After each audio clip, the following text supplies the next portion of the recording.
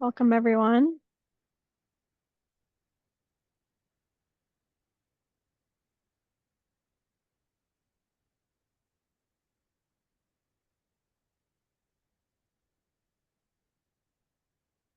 Just going to give it a moment or so for more people to join, but then we'll go ahead and get started.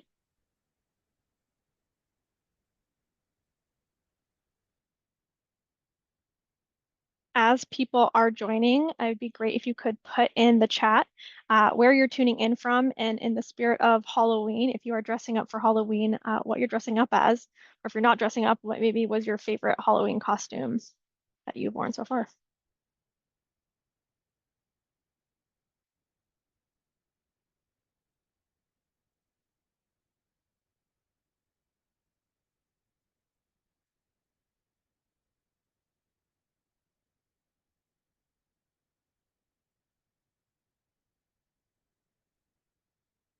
See folks from all over the state, which is great. No one seems that excited about Halloween, which is totally fine. Oh, someone said Spider Queen. Okay. To be fair, I don't think I'm dressing up for Halloween, but not a Halloween person. That's relatable. Okay, it looks like we have critical mass, so I think we should go ahead and get started. Again, thanks everyone so much for joining this Weatherization Wednesday webinar. Today we are talking about weatherization as the heating season is approaching and folks are really starting to think about how to keep your home more comfortable and warm in the winter.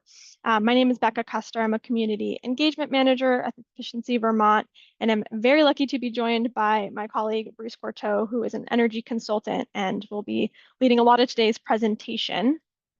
Before I turn it over to him, though, I just want to walk through some logistics. So as you can see, we are recording today's webinar, and we are going to send that recording along with the slides to all registrants after the webinar. So don't feel like you have to take a lot of notes. All of this content will be available to you afterward.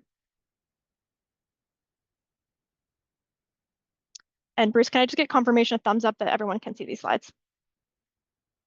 Great. Okay. So getting into it, just wanted to share who Efficiency Vermont is if folks are unfamiliar. We are the statewide energy efficiency utility, which means that we help to reduce the cost of energy for all Vermonters and really help folks understand and make better use of energy and reduce greenhouse gases. And we do this in a lot of ways, many of which we'll talk about in today's presentation. But one of those ways is education, which is why we are here today giving this webinar. We also help to sponsor and facilitate the Button Up Vermont campaign, which is Vermont's annual campaign to help Vermonters prepare for winter. This is really a campaign that's a statewide collaboration of so many different organizations across the state, including utilities, town energy committees, community action agencies, nonprofits, so many different folks that make this campaign possible. And we have a lot of resources on how you can really button up your home and be more comfortable in the winter at the buttonupvermont.org website. So highly recommend you check out those resources there. I also want to share that we are doing a gift card raffle for one lucky attendee will be randomly drawn to win a $50 hardware gift card. We're going to do that drawing after the webinar, but if you are that lucky winner, you can expect an email from us. So getting right into the agenda for today's webinar, I'm going to turn it over to Bruce, who's really going to kick us off and talk about what weatherization is, why it's important, what are the benefits to you and your home, and some things that you should consider when weatherizing. And then I'm going to talk about really how to get started. So taking advantage of an energy assessment, connecting with a contractor, and then the programs that are available to help you actually pay for your project. So we'll talk about some rebates and incentives and financing options. And then at the end, we're going to have time for questions and discussion. As questions come up, please feel free to put them directly in the chat here on Zoom, or if you're joining on Facebook, in the comments there. So please put them in chat rather than the Q&A, and put them in immediately when they come up, because I do have some of my colleagues in the chat that can help answer those questions as we move along in the presentation. The one thing I will note is that we know that people have very specific questions to their home. And while we'd really love to be able to answer those on today's webinar, it's just a really challenging forum to do that. It's much easier to do that when we have kind of a one-on-one interaction with you where we can really understand your home a little bit more. And we're going to talk about some of the ways that you can connect with us one-on-one to get those questions answered. So I ask that you hold off on kind of asking those very specific questions, but follow up with us, and we have a lot of resources to support you. So with that, I'm going to turn it over to you, Bruce, to take it away. Okay, well, thanks, Becca, and thanks everyone for joining us. So, weatherization is really an effort to make your home more resilient against the forces of nature, heating in the summer and cooling in the winter. And if we do weatherization well, then your house will be more comfortable, it will be healthier, easier, and less expensive to heat and cool. And going forward, when you make mechanical upgrades, you can downsize those upgrades. Typically, the shell of the building is the long-term investment, and maybe it gets torn apart every 60 or 70 or 80 years and gets redone. But the mechanical part happens every 20 or 30 years. So if we do good weatherization, when we do replace the mechanical, heating, hot water, cooling, then we can downsize it and make it more affordable. We can go to the next slide. So typically buildings lose energy in two ways. Through conduction, it moves through a solid, or through convection, the movement of air. And we often use this analogy of the jacket and the sweater. So really it's about air sealing and insulation. Um, and if the two are in contact with one another, then they'll work even better. Some materials are just insulation, and some materials are insulation and air sealing. Rigid foam board spray foam is both, where the fibrous material is really just the insulation. Next slide, please. One of the things about insulation and air sealing, it keeps you warm in the winter, but it also keeps you cool in the summertime. So it helps to reduce air conditioning loads as well. And this is just another example of the cooler as opposed to the sweater and the jacket. Next slide, please. So this is a good example of how air sort of moves through buildings. All buildings leak to some degree, and all of these programs are always trying to minimize the amount of air that's traveling through the building. Whenever you heat something, you pressurize it, and warm air wants to rise because it's more buoyant. So typically, warm air is leaking out at the top of the building, and cool air is oftentimes being pulled in at the bottom of the building. And at the top of the building, it could be in chimney chases, surface mounted light fixtures, attic hatches, those sort of things. And at the bottom of the building, it could be bulkhead doors. It could be the rim joist, which is the wooden part of the building that connects to the foundation. It could be dryer vents in basements. It could be exhaust pipes in basements as well. So those are the sort of typical places that air moves in and out of buildings. Next slide. One of the things about this program is if you do good in weatherization work, then you could save several $100s a year. Typically, these programs can save 10 to 15% on energy costs. Not only the energy that we're saving, it turns out that 25% of the energy that we use in Vermont is coming through our homes and buildings. So it's a good idea to weatherize these buildings. 75% of the homes in Vermont still use fossil fuels, so it helps us to reduce fossil fuel usage. You will certainly be more comfortable. The indoor air quality will be better. We'll be able to control the amount of air that moves in and out of buildings where we need it through ventilation. And then also the over 30% of the greenhouse gas that we emit in Vermont is used for heating buildings. And that's only a second to transportation. So from a energy point of view, all of these things sort of size up to benefits. So we could go to the next slide. So these are some of the things that we might want to consider in weatherization. And we could go to the next slide. So typically, this is sort of the way that houses get attacked. We sort of want to work at the usually there's good energy. We can get access to the top and part of the buildings oftentimes because oftentimes they're not finished. Very seldom do we tear apart the whole building. So oftentimes we're starting in the attics and the ceilings. And in this case, the attic would be sort of a slope ceiling or a vaulted ceiling. The ceiling itself would be sort of a flat attic where you might travel through an attic hatch and then be above the insulation. Then we get down into the rim joist, and that's that part I mentioned earlier where the actual wood part of the building sits upon the concrete or stone foundation. And then we're at the basement walls and the foundation. So usually we're headed to the attics and basements initially to do this sort of work. Next slide, please. And so here's a good example of a crawl space. On the left-hand side, you can see we have a dirt exposed soil. One of the things that these programs often always do first is try to eliminate any exposed soil. There's a lot of inherent moisture in soil. I talk to a lot of people and they'll say, yeah, my basement is really dry and there's a dirt floor down there. And I say, yeah, but if you put a piece of poly or a piece of plastic over that dirt floor and came back a week or so later, you would probably see some condensation on the bottom of that plastic. So one of the things that happens is if in fact you're pulling in cool air around the bottom of the foundation or the rim joist, then you're also picking up the moisture that's in that soil and you're driving that through the building as well.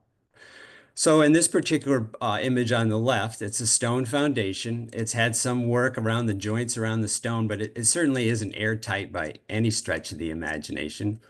The other thing is they've tucked that sort of fiberglass insulation at the point of contact between the stone and the wood. And if you look closely, you might actually see some graying or sort of brown stuff on that fiberglass.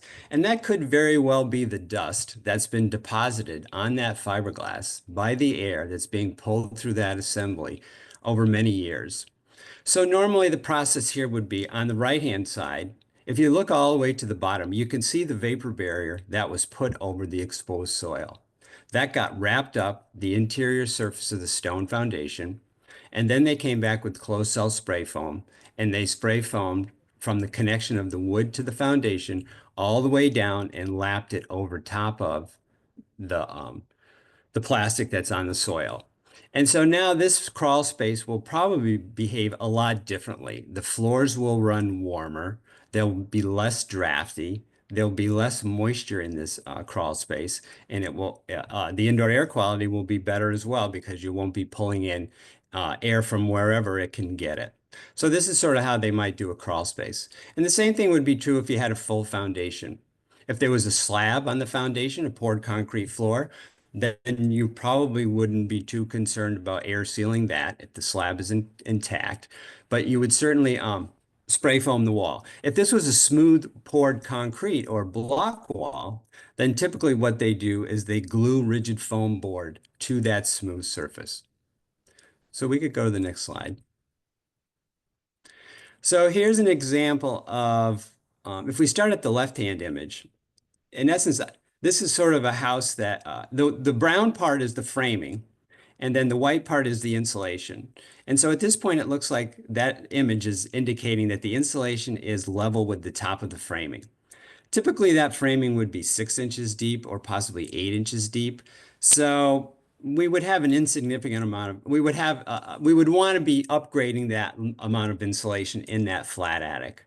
And so if you go to the middle image, what they did there was they ran rigid foam board around the inside of it. And then on the image all the way to the right, they installed the little gasket, that's that black line that's inside the rigid foam board.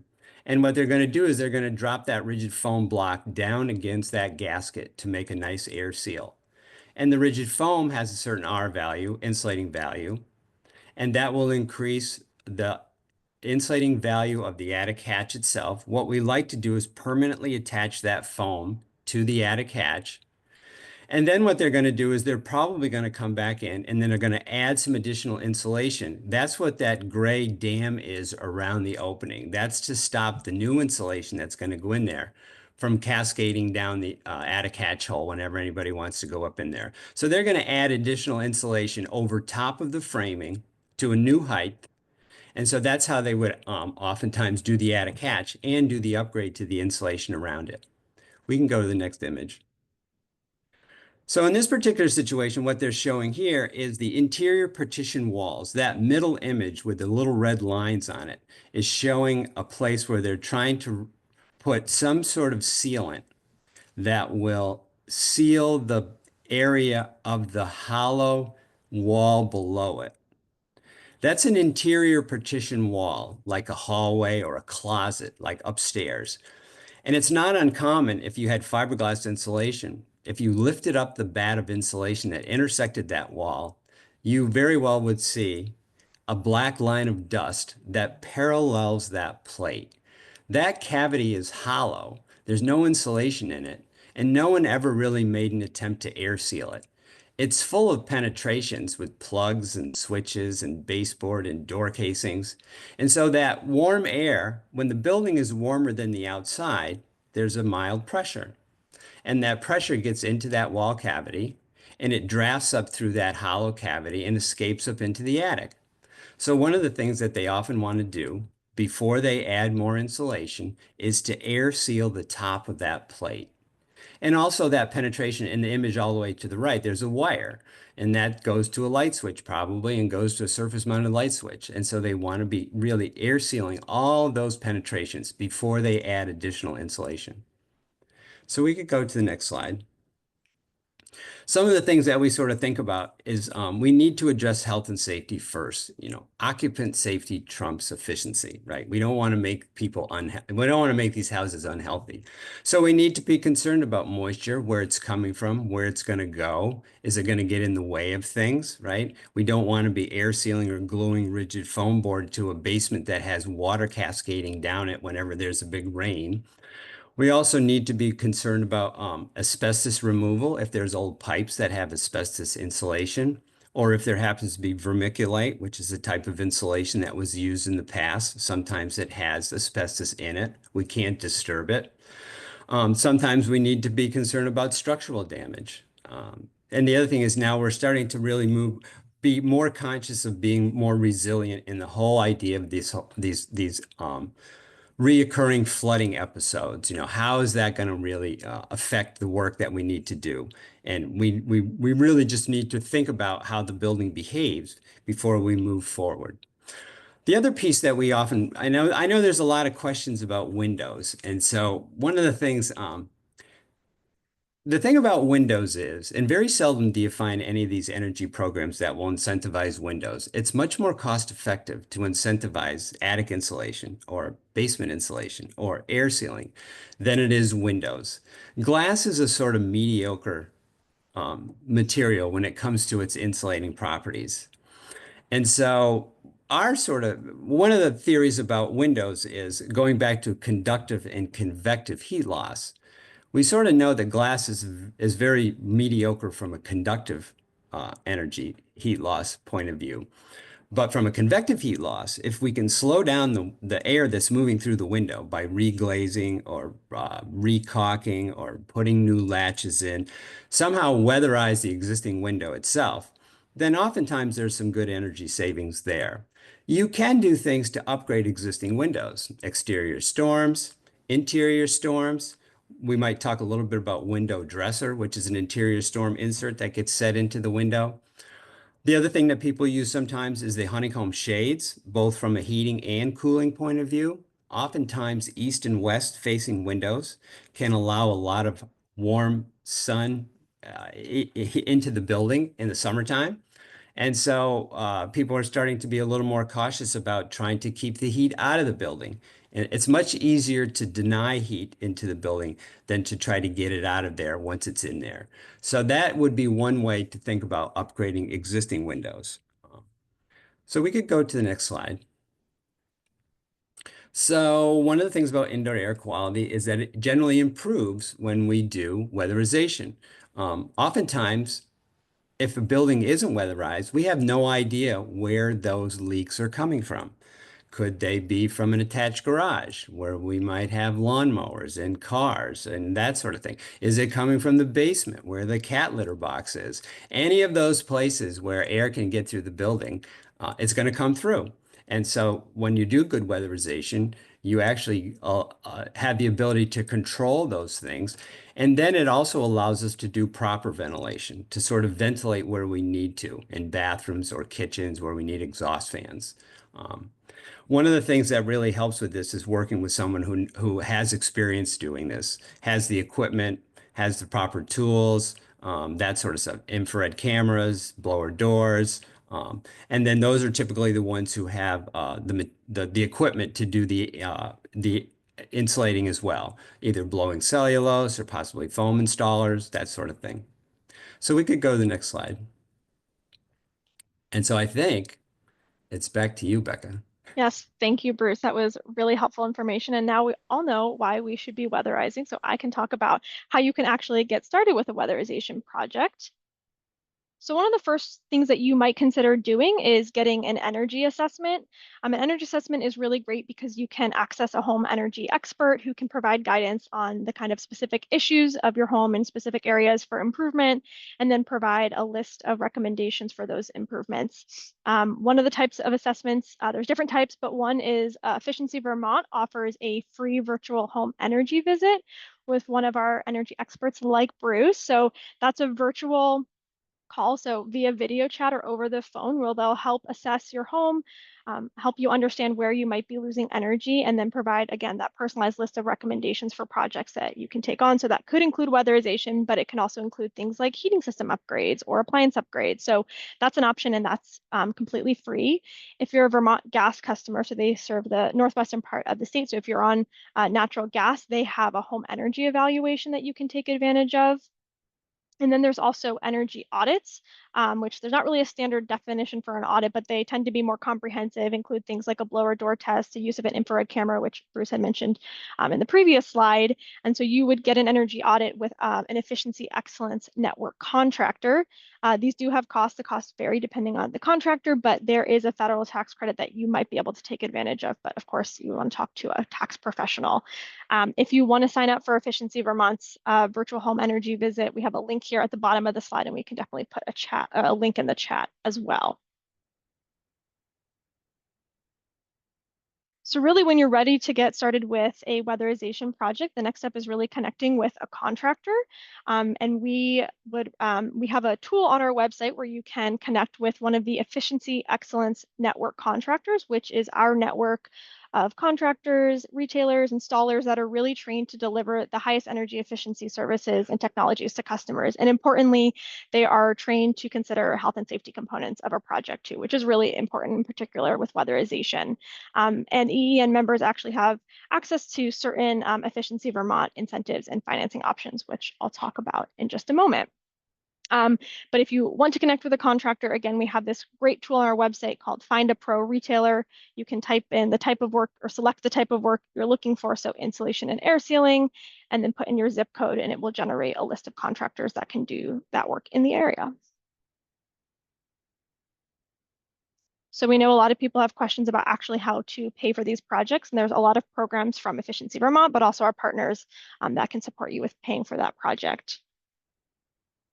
Before diving deep into the programs, I just want to note income-based eligibility, because there are some programs that are for income eligible customers.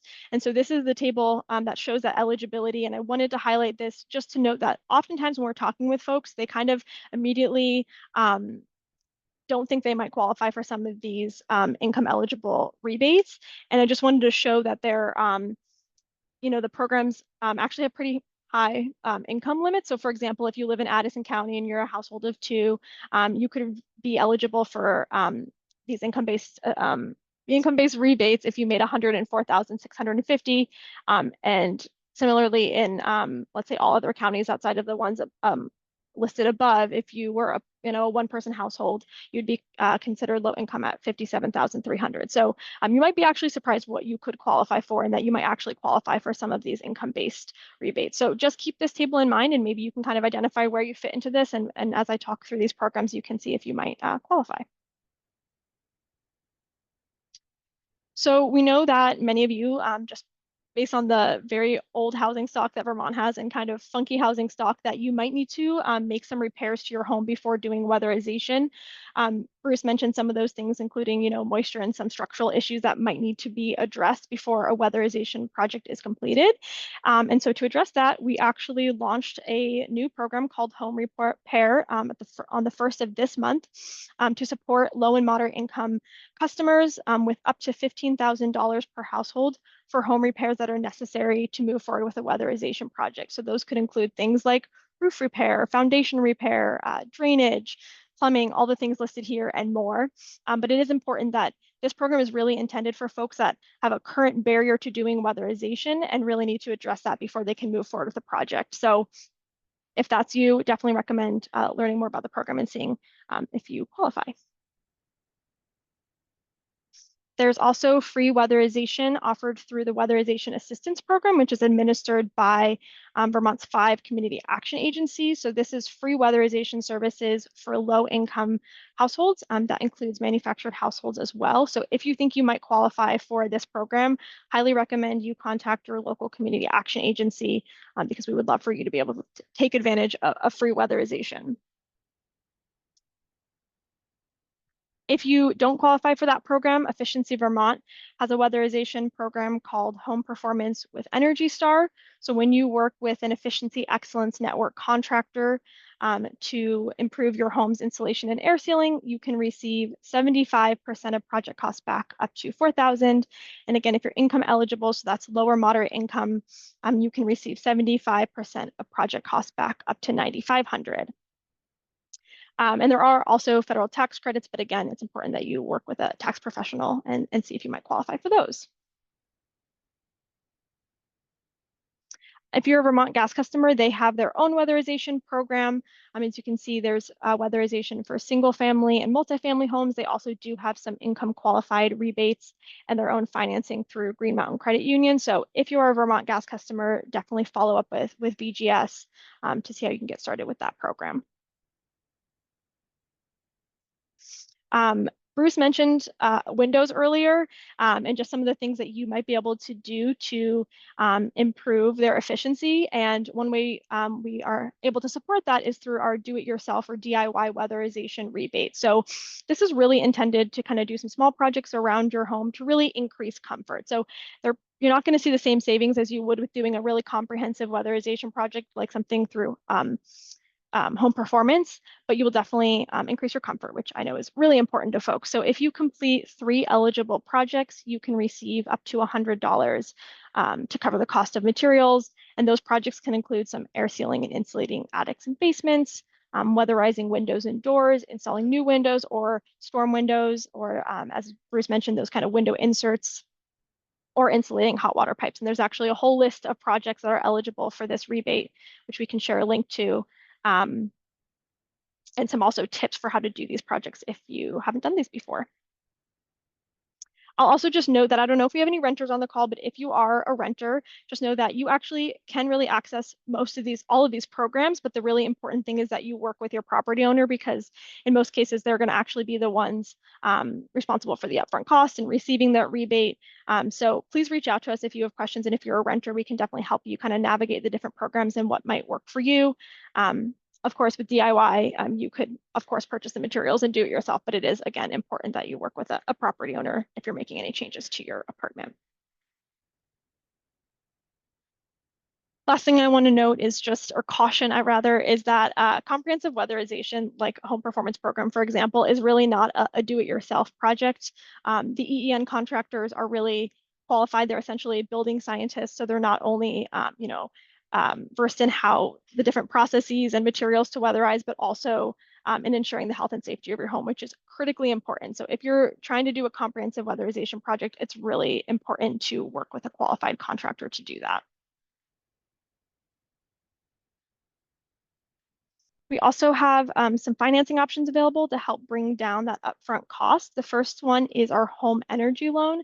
So this is a no to low interest financing option up to $20,000 to cover different eligible projects, which include weatherization, also home repair, heat pumps and water heaters, wood heating systems, and Energy Star appliances. And this is through our participating lenders. So when you work with an efficiency excellence network contractor to do your project, they can help manage the logistics around getting your project financed. We also have an on-bill financing option called RAP, or the Weatherization Repayment Assistance Program, which again is essentially on-bill financing. So it folds the costs of your project into your monthly utility bill, and it can be structured so that the amount that you save on your energy bills is greater than the monthly payment. So you can really start seeing savings right away.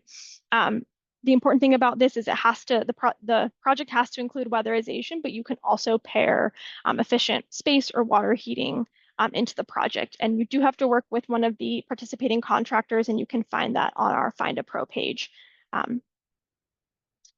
So that's it as far as rebates and incentives and financing. I know that Bruce and I covered a lot in the past 30 minutes, so I wanted to provide some very clear next steps for all of you, kind of depending on where you are in this process. So, of course, if you have any questions about our programs, what you might qualify for, or just want to talk with someone, you can always reach out to Efficiency Vermont. We have a great team of energy advisors that can really, again, walk you through programs, help you understand what you might qualify for, and really answer any questions that you have. Again, if you want more of a one-on-one technical visit with someone like Bruce, you can sign up for our free virtual home energy visit. We actually just put out a blog about how you can prepare for one of those visits, which is really, really helpful. And again, if you're a Vermont gas customer, you can request their home energy evaluation.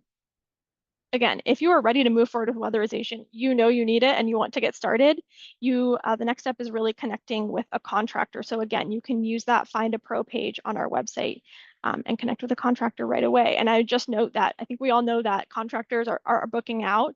So really the advice we'd give you is just to start now. Don't wait, get on their list as soon as possible. You might need to, call around or call multiple times, just be persistent, or maybe call a few different contractors, but definitely don't wait to get started.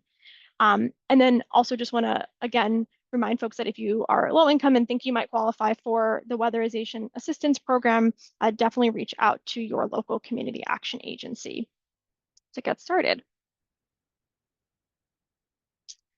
And finally, I just wanted to note that we have one more of these Weatherization Wednesday webinars next Wednesday at noon. That session is going to be focused on heat pumps, and that's because we know that once a home is weatherized, heat pumps are a really great way to not only keep it warm in the winter, but cool in the summer. So if you're considering heat pumps after doing weatherization, highly recommend you check out that session. And I mentioned that Button Up is really a partner-driven campaign. And so we have a lot of partners across the state that are hosting in-person events. So if you're curious about what events might be in your area and want to attend, you can go to the events page on buttonupvermont.org and check out those events there. So I think that's it. And I can stop sharing my screen and we can get right into questions.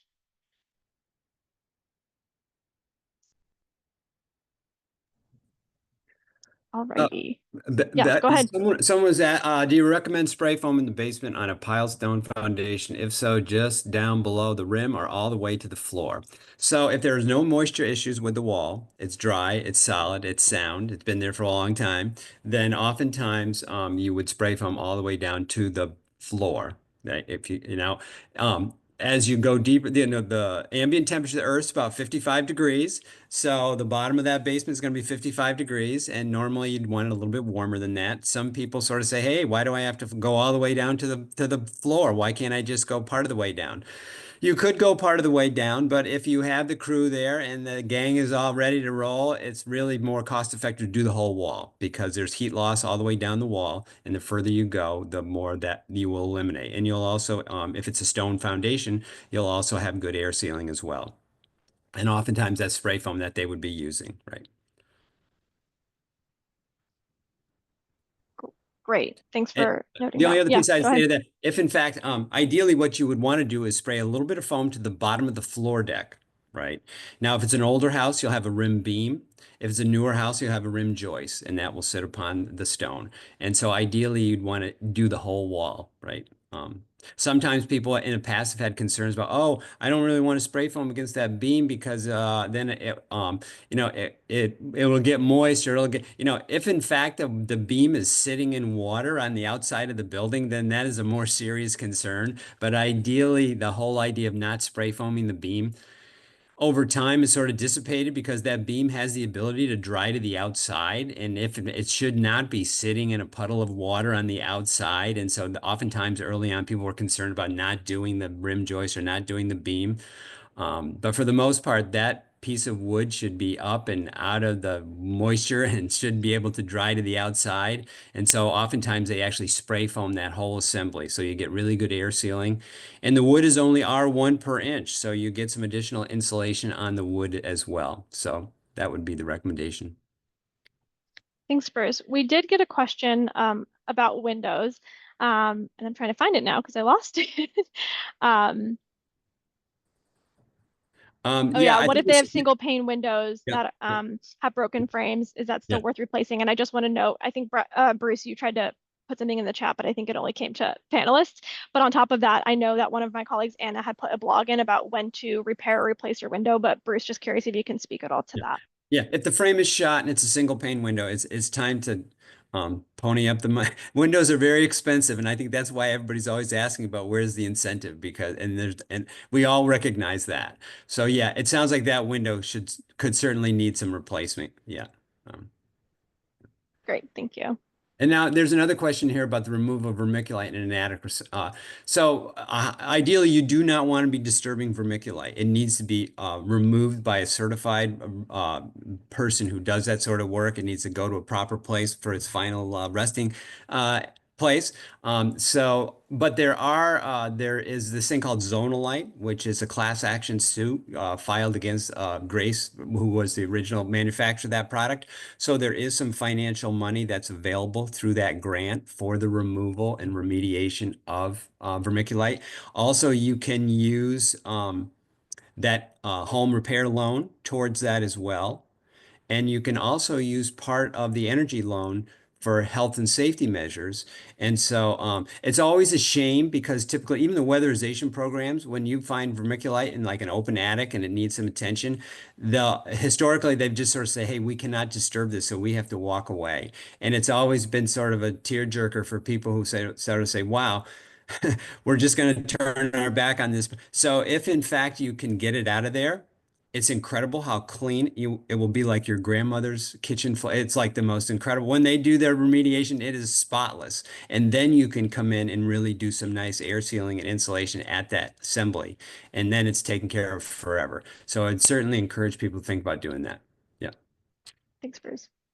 It looks like a lot of the questions were actually already answered in the chat, which is great. But we have a question here from Robin asking about what thickness of foam, not spray foam, but sheets of foam, Yep. should we use to insulate in Yeah. the basement? So it depends on the foam because they all have different, there's three different kinds of foam and some are R5 and some are R4 and some are R6.5 per inch. But ideally, if you were looking at the current code, the RB's codes, Residential Energy Building Code, right now they're looking for a minimum of R20 on a foundation wall. So that would be 4 inches of blue board, or that could be like 3.5 inches of the foil face because it has a higher R value per inch. But what you're trying to do is to get to it. And that's the wimpiest, right? The code is like minimum. So the minimum would be R20. Great. Someone asks, Paul asks, if I leave my home for 6 months during the winter, how should I prevent pipes from freezing and breaking?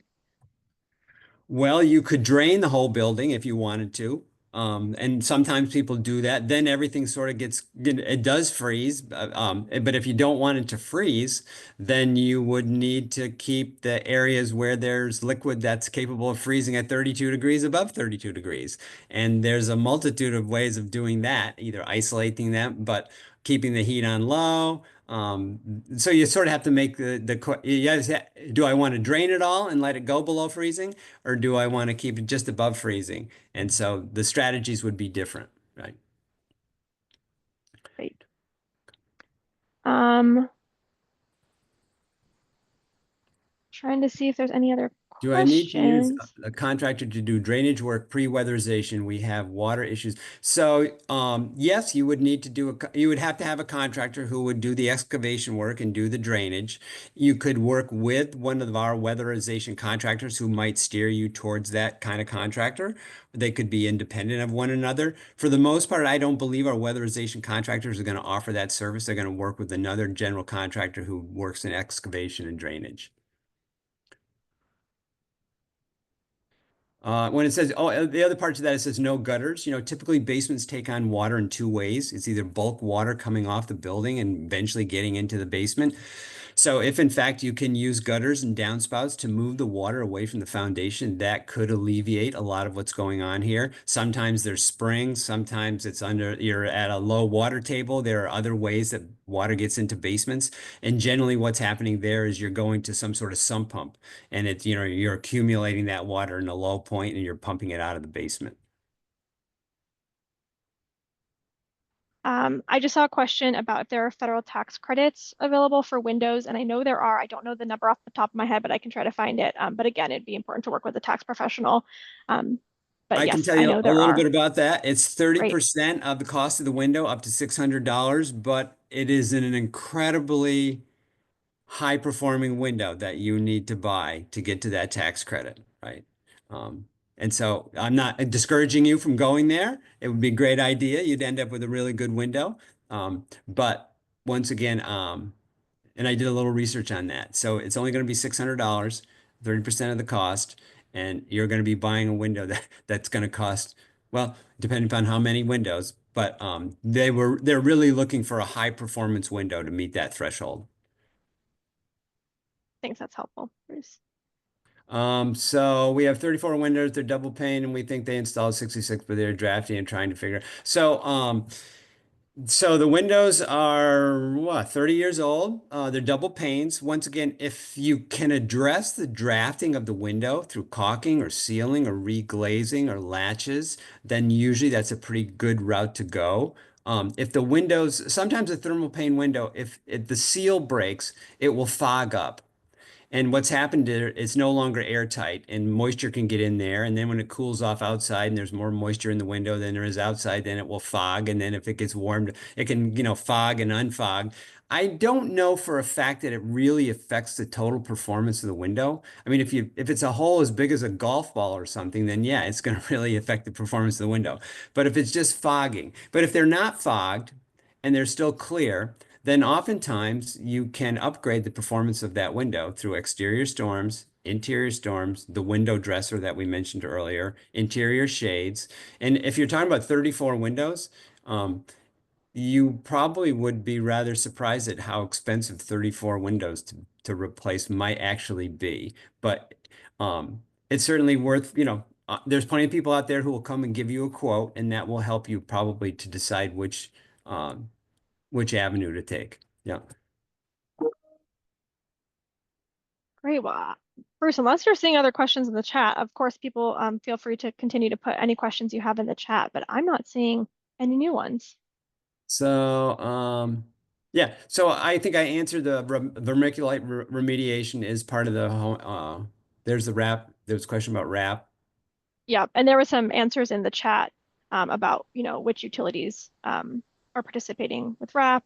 Okay. So a lot of that is in the chat. And just so everyone knows, after the webinar, we're going to send around the recording, the slides, and we can also send around the chat. So all of these resources are available to you. So there's a question here, crawl space with cement foundation and dirt floor. Is plastic sheathing adequate?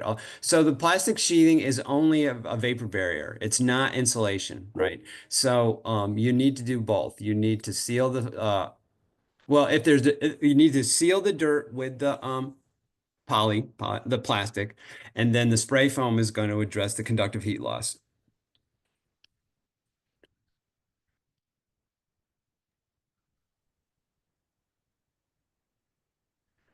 So energy efficient doors and windows. So once again, we talked about the tax credits, and I think if Yeah. it's already bought, I mean, when the tax credits I think are annual. So once you pass that, you should do your taxes. My sense is you may have missed the boat, but we're going to insulate wooden sashes. I see if there's a question about R values. I don't know if you answered that one already from Uh, Jay. what, Our current there's, attic has R36 value. Would you recommend going to R49 or R60? so, well, one of the things that you have to take into consideration is sometimes in open attics, there's gable end louvers, right, that are used to ventilate the attic space because it gets so hot up in the summertime. So obviously you can't add so much insulation if they exist. You don't want to stop them from doing their job, right? You don't want to obstruct those. But if you're at what, mid 30s and yeah, definitely go to 49. And so once again, it's the same sort of deal. If it's not if the crew is there and you have the space to do it, at some point though, you reach a point of diminishing returns. And so, but they always say the first inch of insulation is the most cost effective. But you're at R34, but you certainly should go to 49. Obviously, and if you had the ability to go to 60 and that would be good as well. It's hard to know what the fossil fuel, I mean, I'm assuming this is a fossil fuel heated house because supposedly 78% of them are, right? But who knows what the price of oil will be in 3 years or 5 years from now? And I have conversations with people about this all the time. If it's $6 a gallon or $8 a gallon, then you're probably going to be crying because you didn't go to R60, right? You stopped at 49. So there's no real definitive answer here. We'd like you at least to get to 49, which is what the code is. Bruce, another question just came in from Darlene. How to reduce ice buildup on your roof? Yeah. So typically that's heat loss through the roof. And so ideally, you'd want to eliminate that heat loss, and it can be happening, or maybe insufficient insulation. So it could be a combination of air sealing that because air is leaking up into the attic space and warming up the roof. Or it could be more insulation. That's the kind of thing where you'd have to have somebody come in and take a look at that and really do some assessing of what's going on there. But ideally, oftentimes, ice damming is caused by heat loss. It's melting the snow, it's running down the roof. It gets towards the outer edge. It's colder out there. It turns to ice and it accumulates. So that would really take somebody to get up in there and do some sleuthing around. Great. Well, I don't see any more questions in the chat. As Anna said, if you have another question that you can think of later or later today or anytime, please feel free to contact us. She provided the number and email in the chat. But we definitely don't need to keep people longer if there's no other questions. I guess the last thing I would say is yes, please be in Okay. contact with us if you, oh, do you have something else, Yeah, so Bruce? Andy asked about the vermiculite set, the whole cost. No, I think they pay up to 45 or 50% of the cost. It's not the whole ride. So Yeah, that's Juliana put that in the okay. chat. We'll Sorry. reimburse 55% of the total Sorry. allowable expenses. No, that's fine. You were close, 55. Um, I guess we have one question. Would you recommend adding pass-throughs as a weatherization project? I don't actually know what that is. Yeah, so pass-throughs. Are you talking about hmm. We might have to Yeah. follow up on that one. Yeah, give us a little more info. Um, am I missing anything? I think we've, all right, I think we've covered it. Unless Bruce, you see something else, I think we should let people have 13 minutes back in their day. Yeah. Pass-throughs. Huh. We might follow up with you on that one. Yeah, please do. Great. Okay, well, thank you everyone so much for joining us.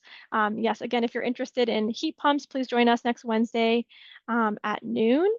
And with that, I hope you have a great rest of your afternoon. Thanks, everyone. Hey, see you guys later.